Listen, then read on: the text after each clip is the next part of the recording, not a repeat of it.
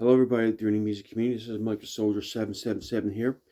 And in this video I want to show a local pickup and a what's spinning video of one album. Before I do that, if you're new to my channel, appreciate like, subscribe, and comment. Also, if you have subscribed to my channel, feel free to like and comment below. I like reading your comments. So before we get to the subject matter, I ask that you pray for some people affected by forest fires here in Newfoundland. It hasn't rained in the past while, and everything's dry here. So some people, not in my area of St. John's, Mount Pearl, we're good, but some people that's an hour or two outside of St. John's, Mount Pearl, where I live, the really smaller communities are affected, like $1 million homes, cabins, that kind of stuff are affected by forest fires. I believe there's some homes been lost, and people evacuated certain areas. Also, there's people affected by forest fires in other areas of Newfoundland as well. So pray for those people. There's a friend of mine at work where his parents lives in one of these communities affected. So be sure to pray for these people. So let's get to the subject matter. So I went to a local home. And outside they were selling some CDs. A couple fellows were selling some CDs, cassettes, and records. So I managed to pick up the Striper free Calling on You cassette single. It's backed by The Rock That Makes Me Roll. Here you have it. Here is a close up. So there you have it. This is pretty cool. Here's the spine, and here's the inside. So here's your cassette, like it's near mint. There you have it. Looks like it's been barely played. And here is the inside. You got the water form attached. There you have it. So kind of cool. As you may know, it shows the one of the clips or one of the pictures from the Calling on You video. So there you have it. Pretty cool. Actually, this shows a clip from Calling on You video too. There you have it. So that's pretty cool. Retain that my collection. Mostly anything Striper related is welcome to my collection in terms of music. I am working on talking to him about another item that I want in my collection that he has. But he's got to check out some other things as well. So I'll keep you posted on that too. I'm in process of messaging him on a couple things I want in my collection. So stay tuned. I may have more to show from that same person. So, okay. So the next part of my video, I want to show an album I've listened to, which is Deliverance, Camelot, and Smithereens. There you have it. 2021 edition. There you have it. And it's a digipack. It's exclusive, or it's the I'm trying to say it's the Digipack Deluxe version. Here's the inside for those who don't have it, and here's the back of it. There, all the artwork. All the CDs and DVDs reflect the same artwork, except for the or the CD and DVD. We show the same artwork, similar artwork to the disc release, but the this CD is the artwork to the 1995 version, so you get that as well. As you may know, when Deliverance made this album, they made the original version in 94, 95, and released 95. However, Jimmy wanted to make it into a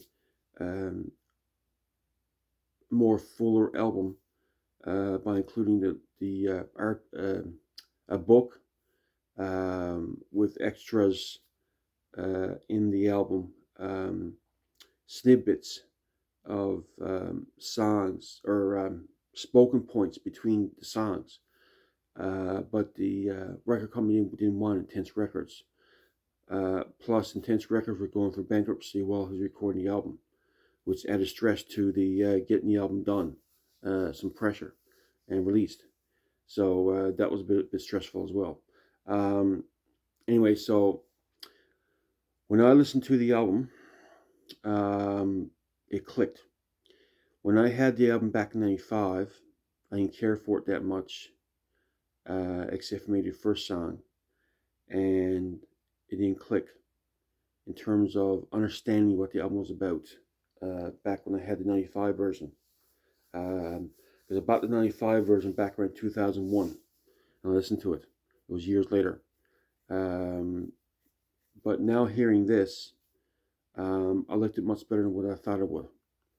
For one thing, the original disc, '95 disc, from what I recall, now sold as a disc a few years ago, the original version, the Intense Records version. To me, the original disc that showed you the yellow one was much more fuller in terms of sound, more thicker. And I think, don't quote me on this, I think the songs had extra sound effects, the original '95 version. I'm not quite sure on that. I'm talking about this disc here. So don't quote me on that. It seemed like the songs had some extras or had extra effects or was added as Jimmy intended to be. It wasn't cut. I could be wrong on that. Don't quote me on that. Also, the re-recording. Re-records sound fresher. It's almost like it's a new album. More fresher, more. Is that this? I don't know if it's better than the original disc here. It was just different. It was just different. A different listening experience to put it. And plus, it had added talking points, sound effects to add to the story in between the songs as well. So, as well. Also, the booklet has a story contained inside as well. So you can read this. You read this. When I listen to the music, I listen to the first disc first. That's what I did. The first disc first, the original version, the yellow disc. Then I read the book. Then I listened to the re-recorded CD, and then I watched the DVD. So I did in that order. Now it's up to you how you want to do it. But that's what I did. So I listened to the CD first, the original version. Then I listened to the re-recorded version. Then listen to DVD. That way you get an idea of what's going on, what's being presented, what the storyline is, that kind of thing. So there you have. So it's pretty much no pictures. Also, it has a Deliverance alumni included with the album. The main players are Jimmy Brown 2, Manny Morales, Municho Tucci, and Phil Bobero. Phil played drums. Miniso played lead rhythm guitars. But he had guest musicians from Deliverance alumni, which is George Ochoa, Mike Phillips, Glenn Rogers, and Larry Farkas. I thought that was pretty cool because all these are great musicians in your own right. Now let's get to the subject matter, the story. So as you may know, the story was about love lost, redemption, and it's a very pro-life song, a pro-life album as well. As one of the main characters had health issues, she died, and they saved her baby as well. So I thought that was pretty interesting about redemption. That part towards the end. Of course, being a bunch of Christians involved with the album, you expect to be a very pro-life album. Even though that's that's what I got from the album. That's what stood out to me. What else?